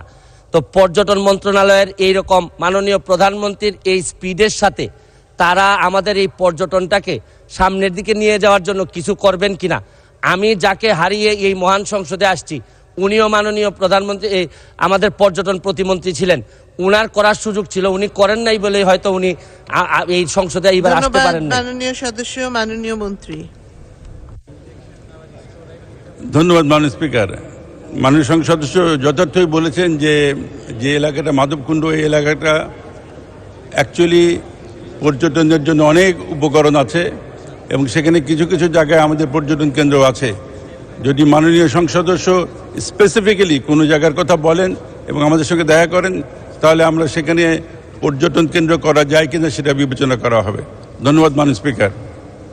ধন্যবাদ মাননীয় মন্ত্রী। মাননীয় সদস্য জনাব মোহাম্মদ মুহিতুর রহমান, ময়মনসিংহ ৪, সম্পূরক প্রশ্ন করুন। ধন্যবাদ মাননীয় স্পিকার। মাননীয় স্পিকার, আমরা সবচেয়ে বোকা জনপদের মানুষ। জননেত্রী শেখ হাসিনা দোহাত ভরে ময়মনসিংহ দিয়েছিলেন, আমরা কিছু জিনিস রাখতে পারিনি। এর মধ্যে একটি হচ্ছে আন্তর্জাতিক বিমানবন্দর। আমাদের 30 সালে জায়গা অধিগ্রহণ হয়ে গেছিল কিছুমাত্র মৎস্য ব্যবসায়ীর অর্থায়নে, সহজ সরল মানুষদের আন্দোলনের মুখে সেই বিমানবন্দর প্রকল্পটি বাতিল হয়। মাননীয় মন্ত্রী মহোদয়ের কাছে আমার জিজ্ঞাসা, সেই আন্তর্জাতিক বিমানবন্দরটি জননেত্রী শেখ হাসিনা যেটি অনুমোদন দিয়েছিলেন, সেটি পুনঃপ্রতিষ্ঠার আপনার কোনো পরিকল্পনা আছে কিনা? ধন্যবাদ মাননীয় স্পিকার। ধন্যবাদ মাননীয় সদস্য। মাননীয় মন্ত্রী। মাননীয় স্পিকার, আপনাকে ধন্যবাদ।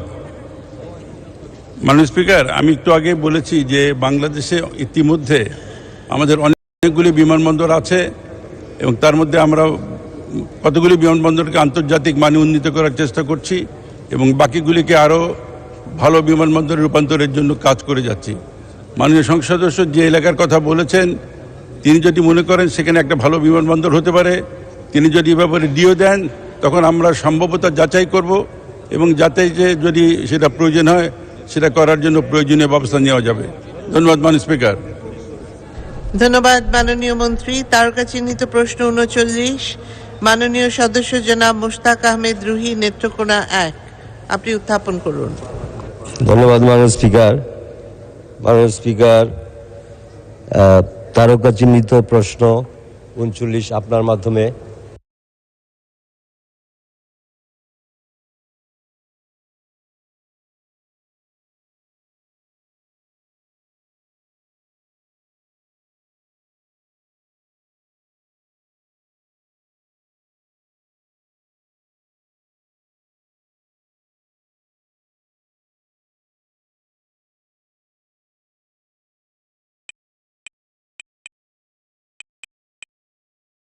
মহান জাতীয় সংসদে উত্থাপন করিলাম।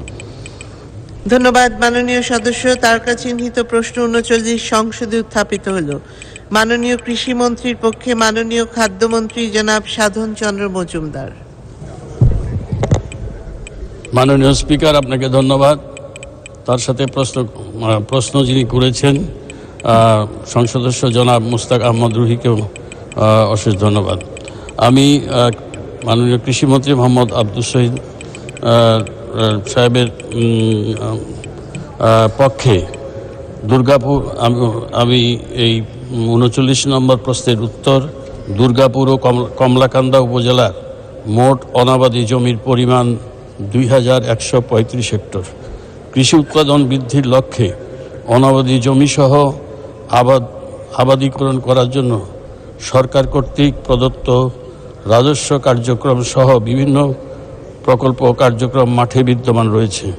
প্রকল্পসমূহ হল: 1. Flood reconstruction emergency assistance project prep. 2. অনাবাদি পতির জমি ও বসতবাড়ির আঙ্গিনায় পারিবারিক পুষ্টি বাগান স্থাপন প্রকল্প। 3. পরিবেশ বান্ধব কৌশলের মাধ্যমে নিরাপদ ফসল উৎপাদন প্রকল্প। 4. বৃহত্তর ময়মনসিংহ অঞ্চলে ফসলের নিবিড়তা বৃদ্ধিকরণ প্রকল্প। 5. কৃষি উন্নয়নের মাধ্যমে পুষ্টি ও খাদ্য নিরাপত্তা জোরদার প্রকল্প। 6. Programme on agricultural and rural transformation for nutrition entrepreneurship এবং রেজিলিয়েন্স ইন বাংলাদেশ পার্টনার। 7. লেবু জাতীয় ফসলের সম্প্রসারণ ও ব্যবস্থাপনা ও উৎপাদন বৃদ্ধি প্রকল্প। এছাড়াও নিম্ন পরিকল্পনা গ্রহণ করা হয়েছে, যেমন আগামী রবি মৌসুমে স্বল্প পানির চাহিদা সম্পন্ন ফসলের গম, ভুট্টা, সরিষা ইত্যাদি চাষাবাদ সম্প্রসারণ, নদীর তীরবর্তী চর এলাকায় চীনাবাদাম, তরমুজ, ক্ষীরা, মিষ্টি আলুর চাষ বৃদ্ধি পরিকল্পনা গ্রহণ করা হয়েছে। পাহাড়ি এলাকায় প্রতি জমিতে ড্রিপ ইরিগেশনের মাধ্যমে ফল বাগান, মালটা, কমলা, বাতাবি লেবু ইত্যাদির বাগান স্থাপন করা হয়েছে। বিএডিসির মাধ্যমে অনাবাদি জমি চাষের আওতায় আনার লক্ষ্যে 2টি প্রকল্পসমূহ গ্রহণের পরিকল্পনা রয়েছে। 1. কিশোরগঞ্জ ও নেত্রকোনা জেলার হাওড় এলাকায় ক্ষুদ্র সেচ উন্নয়ন প্রকল্প ও 2. কৃষি উৎপাদন বৃদ্ধির লক্ষ্যে ভূগর্ভস্থ পানি ব্যবহারের জন্য রাবার ড্যাম নির্মাণ প্রকল্প। মাননীয় স্পিকার, আপনাকে ধন্যবাদ। ধন্যবাদ মাননীয় মন্ত্রী। মাননীয় সদস্য জনাব মোশতাক আহমেদ রুহি, আপনি একটি সম্পূরক প্রশ্ন করুন। ধন্যবাদ মাননীয় স্পিকার। মাননীয় স্পিকার, মাননীয় প্রধানমন্ত্রী ইতিমধ্যে নির্দেশনা দিয়েছেন 1 ইঞ্চি জমি অনাবাদি রাখা যাবে না। এর আলোকে 20 ফেব্রুয়ারি 2024 আমার নির্বাচনী এলাকার অনাবাদি জমি চাষাবাদের আওতায় আনয়নে করণীয় নির্ধারণে পরিকল্পনা কমিশনের সচিব, পানি সম্পদ ও পল্লী প্রতিষ্ঠান বিভাগের সভা অনুষ্ঠিত হয়। সেই সভায় আমিও সংযুক্ত ছিলাম। সবার কার্য বিবরণীতে চলমান সমীক্ষা প্রকল্পে বিএডিসি, ডিএই, বিডব্লিউডিবি এবং এলজিডিকে অন্তর্ভুক্ত করে একটি কারিগরি কমিটি গঠনের কথা বলা আছে। সবাই সরকারের সংশ্লিষ্ট বিভিন্ন সংস্থার বিশেষজ্ঞগণ মত প্রকাশ করেন এবং সিদ্ধান্তে 12টি সুপারিশ গ্রহণ করেন। মাননীয় কৃষিমন্ত্রীর কাছে এই সুপারিশগুলো আমার মনে হয় পৌঁছে নাই। তো ইতিমধ্যে আমি 71 বিধিতেও নোটিশ দিয়েছিলাম, তখন মাননীয় কৃষিমন্ত্রী প্রতিশ্রুতি দিয়েছিলেন। এবং এটা পাশাপাশি আপনার এই যে এখানে মাননীয় প্রধানমন্ত্রী অত্যন্ত সাফল্যের সাথে এমডিজি অর্জন করেছেন, উনি সুচিন্তিত পরিকল্পনা এসডিজি অর্জনের পথে আছেন। এবং ডেল্টা প্ল্যানে মাননীয় স্পিকার জানেন, মাননীয় সদস্য প্রশ্ন করবেন। আচ্ছা, প্রশ্ন হলো যে এই যে রেজুলেশনটি আমার হাতে আছে, আমি যদি মাননীয় কৃষিমন্ত্রী মহোদয় কিংবা কৃষি মন্ত্রণালয় এটা না পৌঁছে থাকে, তাহলে এই যে সিদ্ধান্তগুলো কার্যকর হবে কিনা। এই ধন্যবাদ মাননীয় সদস্য। মাননীয় মন্ত্রী। মাননীয় সদস্যকে ধন্যবাদ। এই সিদ্ধান্তটি কতদিন আগে হয়েছিল মাননীয় সংসদ সদস্য সেটি বলে নাই। যদি এর আগের সরকারের আমলে মানে কত তারিখে হয়েছে এটা উনি বলেন নাই, আমাদের জানাও নেই। তবে আমি মনে করি যে মাননীয় সংসদ সদস্য তাদের সিদ্ধান্তের কপিটি যদি পুনরায় একবার কৃষি মন্ত্রণালয়ে পাঠিয়ে দেন এবং উনি যদি দয়া করে কৃষি মন্ত্রণালয়ে একবার চা খেতে যান এবং কৃষি মন্ত্রী মহোদয়ের সাথে আলাপ করেন, অবশ্যই এটার ব্যবস্থা হবে বলে আমি মনে করি। আপনাকে ধন্যবাদ মাননীয় স্পিকার। ধন্যবাদ মাননীয় মন্ত্রী। মাননীয় সদস্য ননী গোপাল মণ্ডল, খুলনা 1, সম্পূরক প্রশ্ন করুন। স্পিকার, আপনাকে ধন্যবাদ।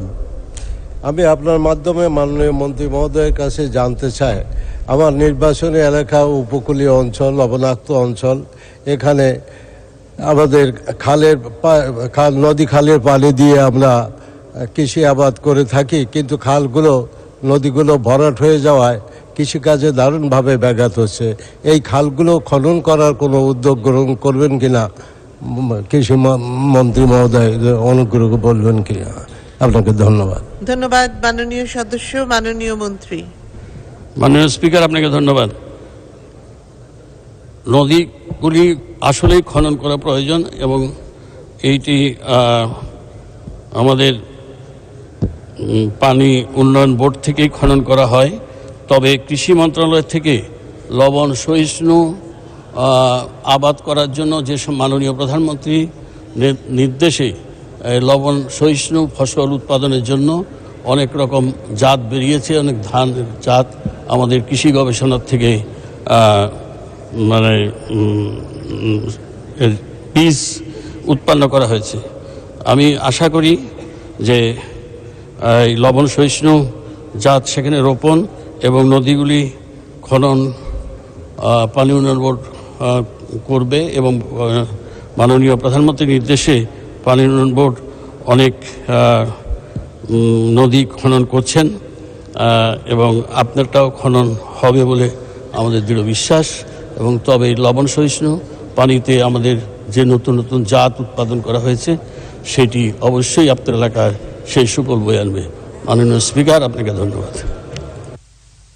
ধন্যবাদ মাননীয় মন্ত্রী।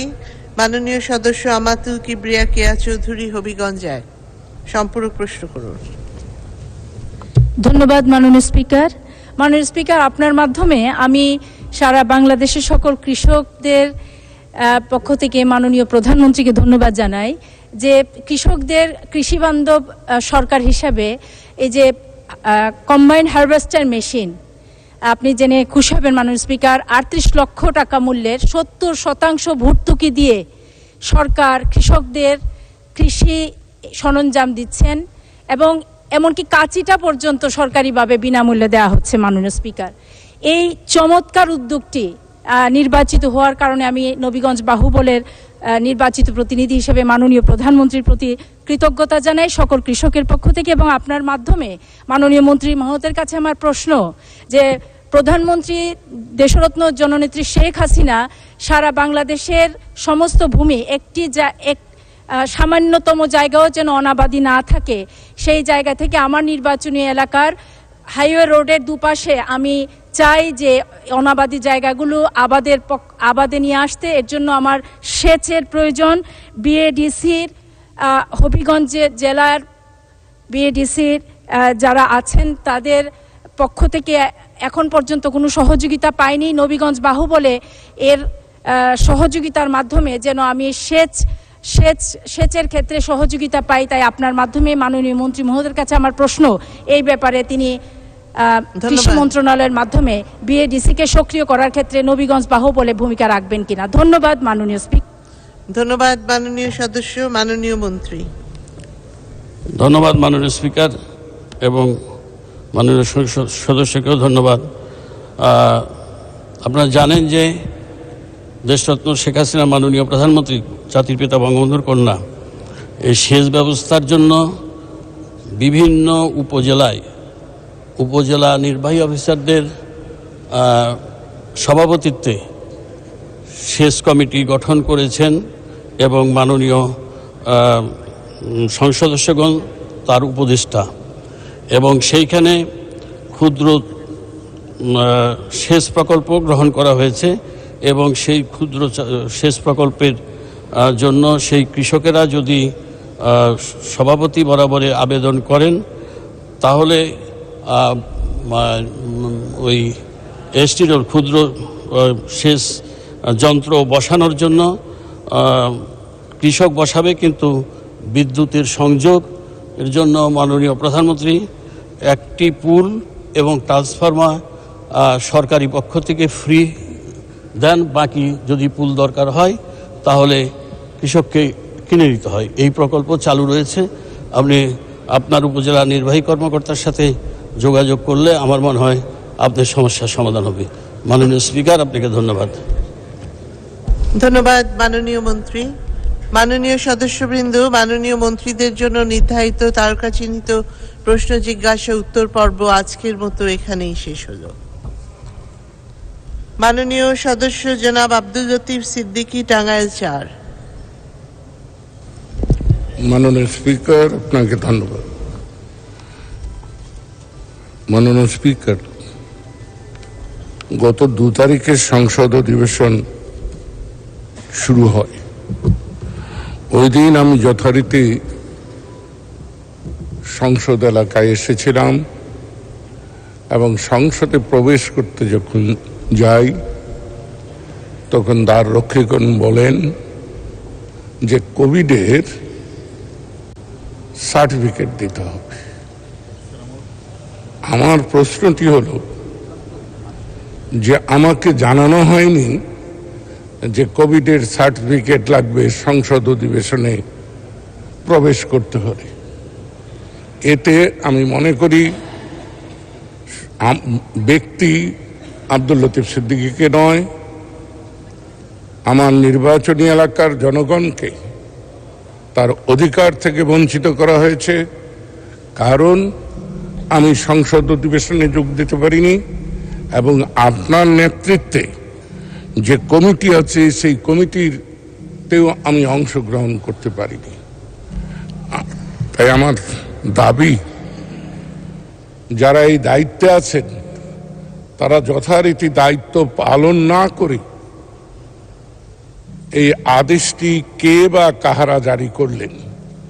আদেশদাতা অবশ্যই আদেশ দেবেন, কিন্তু যাদের উপর আদেশ প্রতিপালনের দায়িত্ব তারা যথারীতি সেই বিষয়টি যাদের উপর বর্তাবে তাদেরকে সঠিকভাবে জ্ঞাত করা হয়েছে কিনা।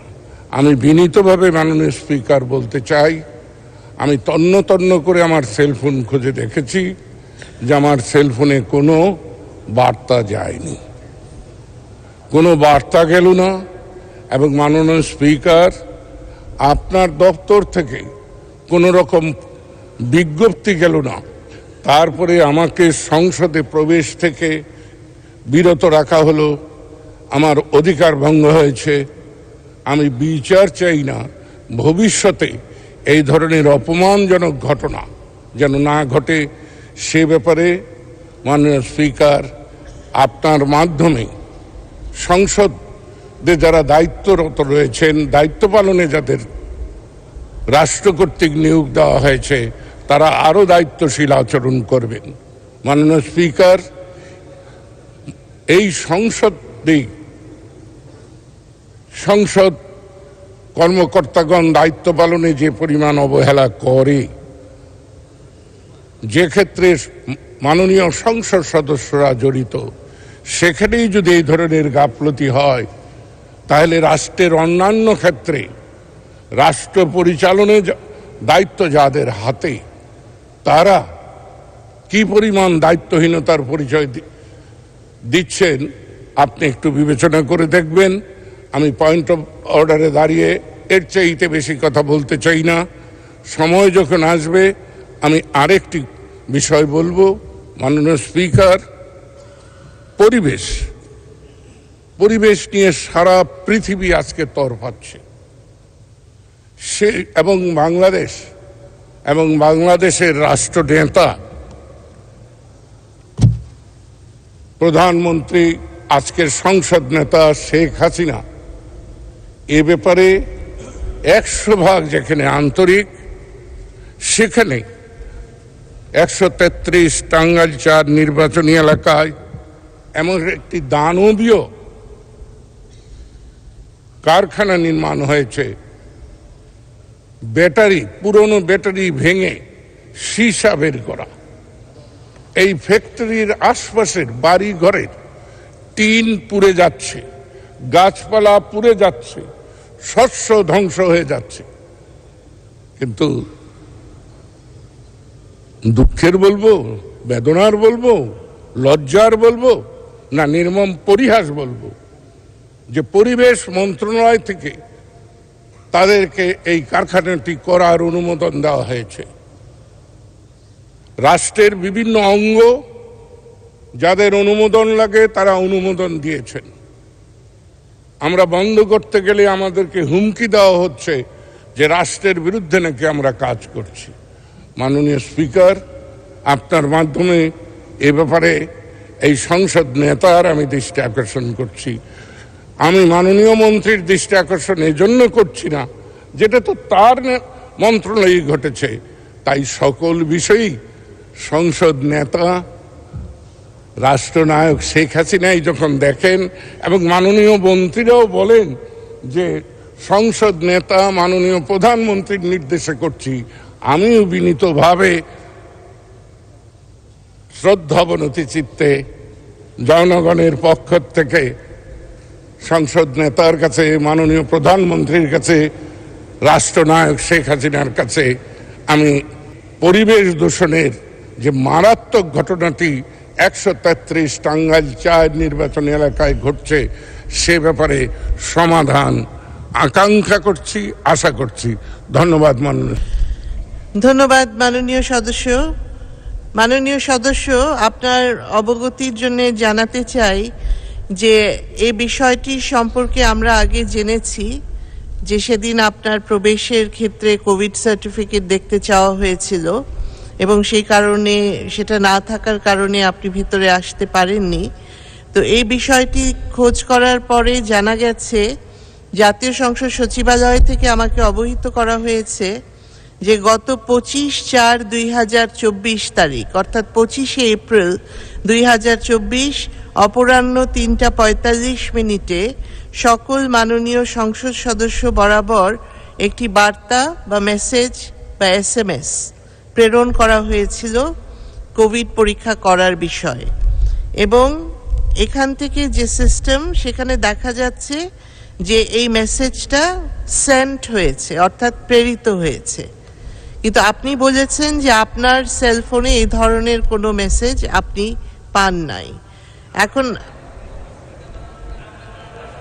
তাহলে আমার মনে হয় যে এখানে আপনাদের আমি শেষ করি আগে। আমার মনে হয় যে আপনাদের যে মোবাইল নাম্বার বা সেলফোন যে নাম্বারটা জাতীয় সংসদ সচিবালয়ে আছে সেটা আমাদের পুনরায় চেক করতে হবে যে ঠিক জায়গায় মেসেজটা প্রেরণ করা হচ্ছে কিনা। যে নাম্বারটি আপনি ব্যবহার করেন সব সময় সেখানেই যাতে বার্তাটি যায় সে বিষয়টি আমাদের পুনরায় চেক করা প্রয়োজন বলে আমি মনে করি। জি হ্যাঁ, ওনাকে মাইক দেন। এবং আমার চ্যালেঞ্জ নয়, আজকে যন্ত্রকৌশলের যুগ। আপনি এখন গ্রামীণ ফোনকে জিজ্ঞেস করুন, জানতে চান যে মেসেজটি আমি পেয়েছি কিনা। আমি যদি আমার সেলফোনে এসে থাকে তাহলে আমি ক্ষমা প্রার্থনা করব এই প্রশ্ন উত্থাপনের জন্য। মাননীয় স্পিকার, আপনাকে ধন্যবাদ। জি, যারা মেসেজ পান নাই আমরা তাদের বিষয়টি আবার দেখব এবং কি কারণে তারা পান নাই আমরা সেটা দেখব। জি ধন্যবাদ। জি মাননীয় বিরোধী দলীয় চিফ হুইপ মুজিবুল হক, বলুন। স্পিকার, এই মুহূর্তে সারা দেশের মানুষ অনেক সমস্যা আছে, তার মধ্যে দুইটি সমস্যা মানুষ খুবই এফেক্টেড। একটি হলো বিদ্যুৎ। মানে স্পিকার, এই মৌসুমে সারা দেশে গ্রামে গঞ্জে 24 ঘন্টার মধ্যে কোথাও 12 ঘন্টা, কোথাও 8 ঘন্টা, আমার এলাকায় 5 ঘন্টা বিদ্যুৎ থাকে। মানে স্পিকার, আমরা জানি না, সরকার বলেছেন যে 28,000 বিদ্যুৎ উৎপাদনের ক্যাপাসিটি আছে, তাহলে বিদ্যুৎ গেল কোথায়? প্লিজ, লোডশেডিং হয় না, চ্যালেঞ্জ করলাম, লোডশেডিং হয় না গ্রামে, এগুলো বলবেন কেন? লোডশেডিং হয় না। আমি আমার এলাকার মানুষ আমাকে বলেছে মাননীয় বিদ্যুৎ প্রতিমন্ত্রীকে দাওয়াত দিতে যে আমার এলাকায় একটা দিন থাকার জন্য লোডশেডিং হয় কিনা দেখার জন্য।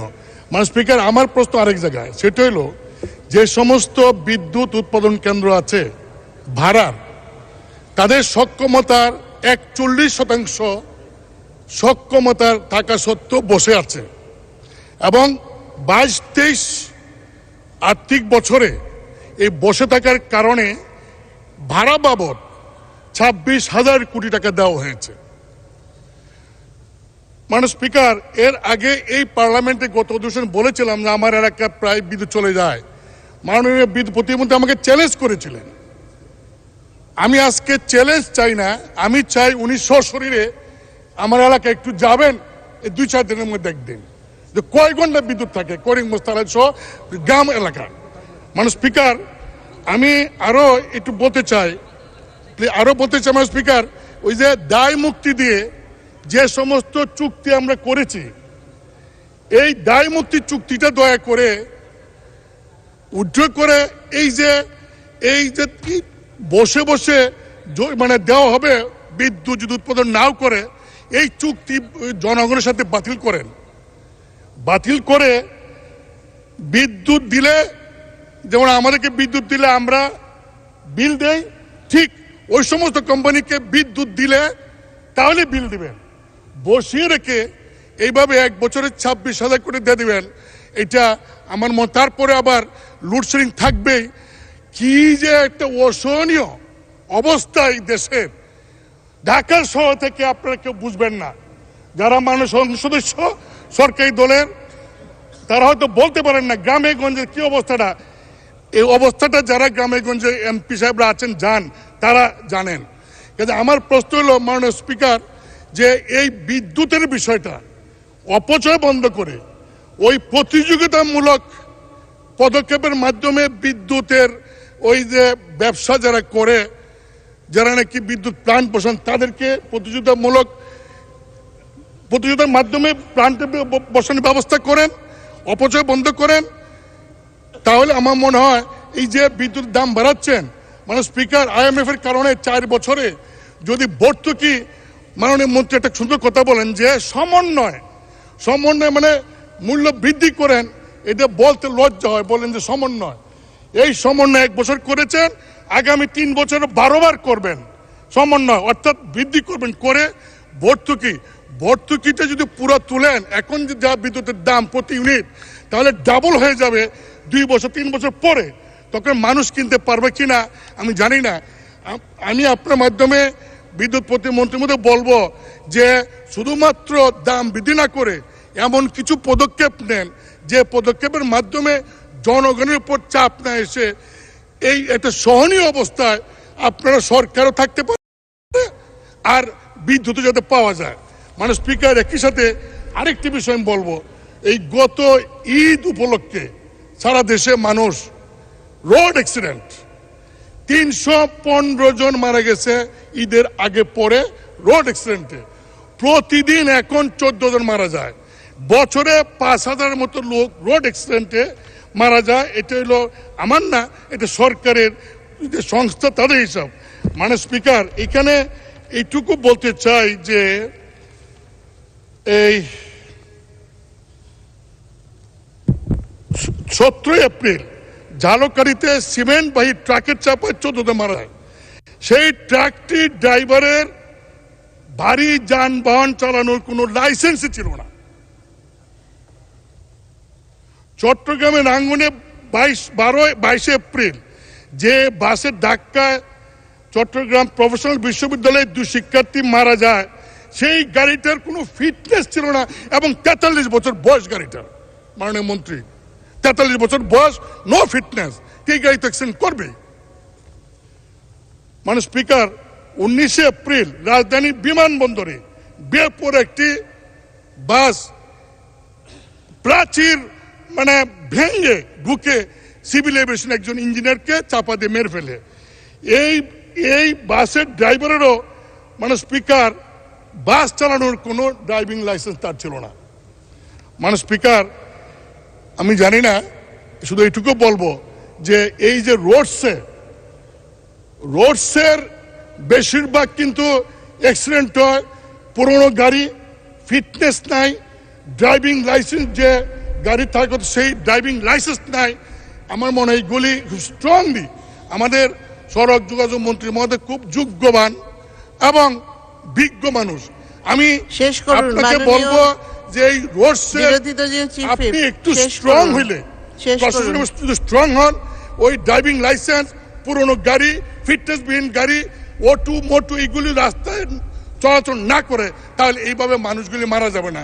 দয়া করে আপনারা এই বিষয়ে আপনি একটা ব্যবস্থা নেন। মাননীয় বিরোধী দলের উপনেতা আনিসুল ইসলাম মাহমুদ। ধন্যবাদ মাননীয় স্পিকার। অধিবেশন যখন ছিল না তখন বাংলাদেশ ব্যাংক IMF এর শর্ত পূরণের জন্য কিছু ব্যাংককে একীভূত করার জন্য চিহ্নিত করেছিল। এই ব্যাংকগুলো হচ্ছে 10টা ব্যাংক। এগুলো হচ্ছে basic bank, national bank, Bangladesh Krishi bank, Bangladesh commerce bank, ICB Islami bank, Rajshahi Krishi Unnayan bank, Rakub, AB bank, Padma bank, Janata bank এবং ন্যাশনাল ব্যাংক অফ পাকিস্তান। এই ব্যাংকগুলোর লায়াবিলিটি হচ্ছে প্রায় 84,000 কোটি টাকা, যার মধ্যে 54,000 কোটি টাকা হচ্ছে ডিফল্ট লোন আর 30,000 কোটি টাকা হচ্ছে ক্যাপিটাল শর্টফল। তো এই ব্যাংকগুলোকে একীভূত করে ডিফল্ট লোনের যে পার্সেন্টেজ, বর্তমানে পার্সেন্টেজ আছে 9%। IMF চায় যে এই পার্সেন্টেজটা কমে 5%-এ আনার জন্য, অর্থাৎ 4% কমাতে হবে। এবং বর্তমানে আমাদের যে ডিফল্ট লোন আছে সেইটা প্রায় 1,43,000 কোটি টাকা। এবং এই 10টা ব্যাংককে যদি আমরা একীভূত করে এর যে লাইবিলিটি আছে এগুলো ট্রান্সফার করতে পারি, তাহলে এটা 1 লক্ষ কোটি টাকার নিচে আসবে, যেটা আপনার IMF এর শর্ত পূরণ করবে। আমার প্রশ্ন হচ্ছে যে এই যে 84,000 কোটি টাকা, এই টক্সিক যে অ্যাসেট আছে, এই অ্যাসেটটা কোথায় যাবে? আমরা যেটা শুনেছি সেটা হচ্ছে যে একটা অ্যাসেট ম্যানেজমেন্ট কোম্পানি করা হয়েছে, যেটা সরকারের ইয়েতে ওনারাই করবেন, এবং সেখানে এই টাকাটা আপনার এই অ্যাসেটগুলো সেখানে ট্রান্সফার করা হবে।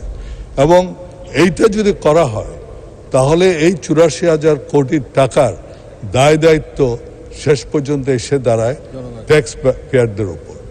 তো আমার কথা হচ্ছে যে হয়তো এটা আমাদের করতে হবে, কিন্তু আমার প্রশ্ন অন্য একটা, সেটা হচ্ছে যে এই ব্যাংকগুলোর সম্পর্কে কিন্তু আজ প্রায় 10 বছর ধরে বিভিন্ন ব্যাংকের নাম এসছে যে এই ব্যাংকগুলো ঠিকভাবে কাজ করছে না, এখানে ডিফল্ট লোন হচ্ছে, যেমন বেসিক ব্যাংক। কিন্তু বাংলাদেশ ব্যাংক কোনো রকম কোনো পদক্ষেপ নিয়েছে বলে, হয়তো ইন্টারনাল পদক্ষেপ নিয়েছে, কিন্তু সেরকম বৃহৎ কোনো পদক্ষেপ এতদিন তারা নেননি। আজকে IMF যখন বলছে তখন তারা পদক্ষেপ নিতে যাচ্ছে। এর সাথে দুটো প্রশ্ন জড়িত। একটা প্রশ্ন হচ্ছে যে এর দায় দায়িত্বটা কে নেবে? যারা এর জন্য দায়ী আজ পর্যন্ত বাংলাদেশ ব্যাংক, যারা এটার জন্য দায়ী তাদের কি হবে সেই সম্পর্কে কোনো রকম কথা তারা বলেননি। আমি মনে করি যারা এই ডিফল্টের জন্য দায়ী তাদের যদি শাস্তির ব্যবস্থা না করা হয়, তাহলে আজকে যেটা আমরা করছি IMF এর শর্ত পূরণ করার জন্য, দেখা গেল যে IMF এর শর্ত পূরণ হয়ে গেল, কাজ হয়ে গেল, আবার ব্যাক টু স্কোয়ার ওয়ান আমরা চলে যাব যদি আমরা শাস্তির বিধান করতে না পারি। আমার কথা হচ্ছে যে আমরা একীভূত এইভাবেও করা যায়। একীভূত আমরা BCCI এর একটা ইনস্ট্যান্স আছে বাংলাদেশে, যেখানে ইস্টার্ন ব্যাংকিং কর্পোরেশন করা হয়েছে, এবং এই দুর্বল ব্যাংকগুলো, যেগুলো ভালো ব্যাংক আছে তার সাথে একীভূত না করে, এটা অবশ্য আমার ব্যক্তিগত মতামত, সেটা হচ্ছে যে খারাপ ব্যাংকগুলোকে একীভূত করে একটা রিস্ট্রাকচারিং করে একটা নতুন ব্যাংক করা যায় কিনা সেটা দেখার একান্তভাবে দরকার।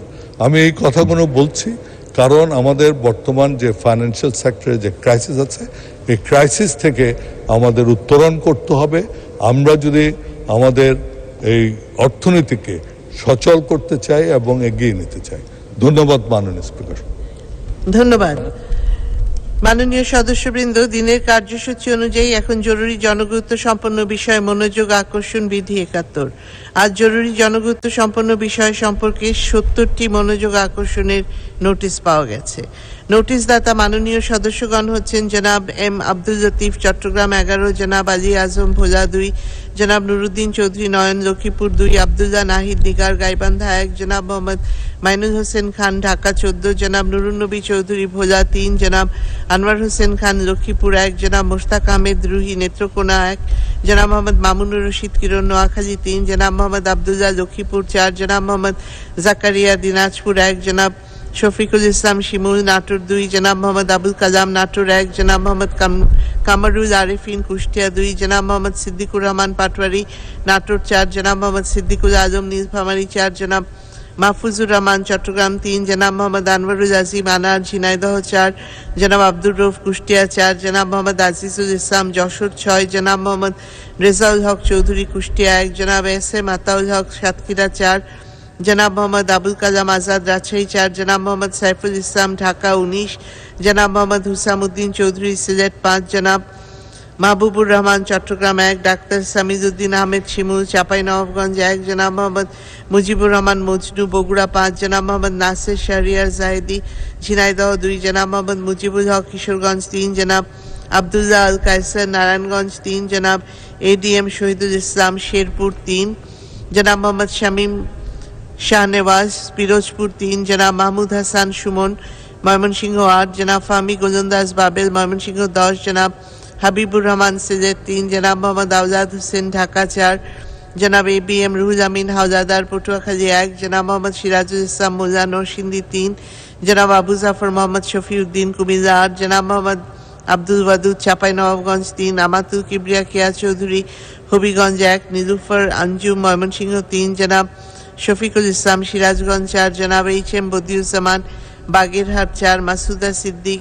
রোজি, মহিলা আসন 34, দ্রৌপদী দেবী আগরওয়ালা, মহিলা আসন 2, জনাব মোহাম্মদ আসাদুজ্জামান আসাদ, রাজশাহী 3, জনাব গোলাম সরওয়ার টুকু, বরগুনা 1, জনাব মোহাম্মদ সানোয়ার হোসেন সানু, শেরপুর 1, জনাব শরীফুল ইসলাম জিন্না, বগুড়া 2, জনাব মোহাম্মদ শফিকুর রহমান, চাঁদপুর 4, উম্মে কুলসুম স্মৃতি, গাইবান্ধা 3, জনাব মহিজউদ্দিন শরীফ, হবিগঞ্জ 2, জনাব মোহাম্মদ বিপ্লব হাসান, কুড়িগ্রাম 4, জনাব মাহমুদুল হক সায়েম, ময়মনসিংহ 1, জনাব মোহাম্মদ আব্দুল ওয়াহেদ, ময়মনসিংহ 11, জনাব ইফতেখার উদ্দিন তালুকদার, পিন্টু, নেত্রকোনা 3, জনাব মাহমুদ হাসান, গাইবান্ধা 5, জনাব ফেরদৌস আহমেদ, ঢাকা 10, জনাব মোহাম্মদ তহিদুজ্জামান, যশোর 2, জনাব মোহাম্মদ রশিদুজ্জামান, খুলনা 6, ফরিদা ইয়াসমিন, মহিলা আসন 35, জনাব আব্দুল কাদের আজাদ, ফরিদপুর 3, ফরিদুন নাহার জায়েদি, মহিলা আসন 43, জনাব মোহাম্মদ খসরু চৌধুরী, ঢাকা 18, জনাব মোহাম্মদ সুলেমান সেলিম, ঢাকা 7, জনাব মোহাম্মদ সাদ্দাম হোসেন পাভেল, নীলফামারী 3, জনাব মোহাম্মদ আব্দুল মালিক সরকার, ময়মনসিংহ 6, জনাব মোহাম্মদ মঈন উদ্দিন, ব্রাহ্মণবাড়িয়া 2। নোটিশগুলোর মধ্যে হতে আমি মাননীয় সংসদ সদস্য জনাব এস এম আতাউল হক, সাতক্ষীরা 4, জনাব মোহাম্মদ মুজিবুল হক, কিশোরগঞ্জ 3 এবং জনাব এবিএম রুহুল আমিন হাওলাদার, পটুয়াখালী 1-এর নোটিশগুলো গ্রহণ করলাম। বাকি নোটিশগুলো গ্রহণ করা সম্ভব হলো না বলে দুঃখিত। যাদের নোটিশ গ্রহণ করা সম্ভব হয়নি, বিধি অনুযায়ী তাদের মধ্যে হতে প্রত্যেককে নিজ নিজ নোটিশের বিষয়বস্তু সম্পর্কে 2 মিনিট করে সর্বোচ্চ 30 মিনিট বক্তব্য রাখার আহ্বান জানাচ্ছি। মাননীয় সদস্য জনাব এম আব্দুল লতিফ, চট্টগ্রাম 11, 2 মিনিট। মাননীয় স্পিকার, আপনাকে ধন্যবাদ। আমার উত্থাপনীয় বিষয় উচ্চ মূল্যমানের ঔষধ ঊর্ধ্বমুখী বাজার নিয়ন্ত্রণ প্রসঙ্গে। মাননীয় স্পিকার, ওষুধ শিল্পের অধিকাংশ কাঁচামাল আমদানি নির্ভর হবার কারণে সাম্প্রতিক সময়ে জীবন রক্ষাকারী পণ্যের উদ্যোক্তারা উৎপাদন ব্যয় বৃদ্ধির অজুহাত দেখিয়ে ওষুধের মূল্য বৃদ্ধির অপতৎপরতা চালাচ্ছে। ডলার সংকটের এত সংক্রান্ত ব্যয় বৃদ্ধি পেয়েছে, কিন্তু আন্তর্জাতিক বাজারে কতিপয় কাঁচামালের মূল্য হ্রাস পেলেও তখন ওষুধের মূল্য হ্রাস করা হয়নি। গত বছর ওষুধের মূল্য 13 থেকে 100% বৃদ্ধি করা হয়েছে। স্বভাবতই বাংলাদেশের চিকিৎসা ব্যয় অত্যন্ত বৃদ্ধি পেয়েছে। পত্রিকান্তে জানা গেছে চিকিৎসার ব্যয় বহন করতে গিয়ে প্রতি বছর দেশে 86 লক্ষ মানুষ আর্থিক সমস্যায় পতিত হয়। মাননীয় স্পিকার, আমরা জানি সরকারি নীতি সহায়তায় বেসরকারি উদ্যোক্তাদের কল্যাণে দেশে ঔষধ শিল্পের ধারাবাহিক বিকাশ সাধিত হয়েছে। জীবন রক্ষাকারী দেশ সহস্রাধিক ঔষধের 27 সহস্রাধিক পণ্য উৎপাদন, সরবরাহ, রপ্তানি সাফল্যের অনেক উন্নত দেশেও নেই। মাত্র 117টি অত্যাবশ্যক ঔষধ খুচরা মূল্যে সরকার নির্ধারিত করে দেয়, বাকিগুলো উৎপাদকরা নির্ধারণ করে থাকেন। অর্থাৎ বিপুল সংখ্যক ঔষধ এর মূল্য নিছক উৎপাদকদের মর্জির উপর নির্ভর করে। তাই সকল ঔষধের মূল্য। ধন্যবাদ। মাননীয় সদস্য জনাব আলী আজম ভোলা 2 অনুপস্থিত। মাননীয় সদস্য জনাব নুরুদ্দিন চৌধুরী নয়ন লক্ষ্মীপুর 2 মিনিট। মাননীয় স্পিকার, আপনাকে ধন্যবাদ। আমি নুরুদ্দিন চৌধুরী নয়ন লক্ষ্মীপুর 2 কার্যপ্রণালী বিধির 31 বিধি অনুসারে গুরুত্বপূর্ণ বিষয়ে মনোযোগ আকর্ষণের নোটিশ উত্থাপন করছি। উত্থাপনীয় বিষয় লক্ষ্মীপুর জেলাধীন রায়পুর পৌর এলাকার প্রাণকেন্দ্রে স্থাপিত রায়পুর মহিলা কলেজটি এমপিওভুক্তকরণ প্রসঙ্গে। আমার নির্বাচনী এলাকা লক্ষ্মীপুর 2 এর অন্তর্গত রায়পুর পৌর এলাকার প্রাণকেন্দ্রে স্থাপিত রায়পুর মহিলা কলেজটি বহু সংখ্যক ছাত্রীরা পড়াশোনা করে, কিন্তু মহিলা কলেজটি এখন পর্যন্ত এমপিওভুক্ত না হওয়ায় সরকারি সুযোগ সুবিধা হইতে বঞ্চিত রয়েছে। কলেজটি বহু দূর দূরান্ত হইতে অনেক দুর্গম এলাকা হইতে ছাত্রীরা এসে পড়াশোনা করে। শহরের প্রাণ কেন্দ্রে স্থাপিত হওয়ায় এর যাতায়াত ব্যবস্থাও খুবই ভালো। নারী শিক্ষার মান উন্নয়ন ও প্রসারের পূর্ব শর্ত হচ্ছে নারীদের সুষ্ঠুভাবে শিক্ষা লাভ করা। এরই ধারাবাহিকতায় রায়পুর মহিলা কলেজটি এমপিওভুক্তকরণ জরুরি হয়ে পড়েছে। এই বিষয়ে আমি ইতিপূর্বে মন্ত্রণালয়ে ডিউ লেটার দিয়েছি। এই কলেজটি 2002 সনে প্রায় আজ থেকে 22 বছর আগে প্রতিষ্ঠিত হয়েছিল। 1 একর 7 শতাংশ জমির উপরে প্রতিষ্ঠিত এই কলেজটিতে 600 ছাত্রী লেখাপড়া করে এবং শিক্ষক সংখ্যা 14। গুরুত্বপূর্ণ এই কলেজটিকে এমপিওভুক্তকরণের প্রয়োজনীয় ব্যবস্থা গ্রহণের জন্য মাননীয় শিক্ষামন্ত্রীর সদয় দৃষ্টি আকর্ষণ করছি। আপনাকে ধন্যবাদ মাননীয় স্পিকার। ধন্যবাদ মাননীয় সদস্য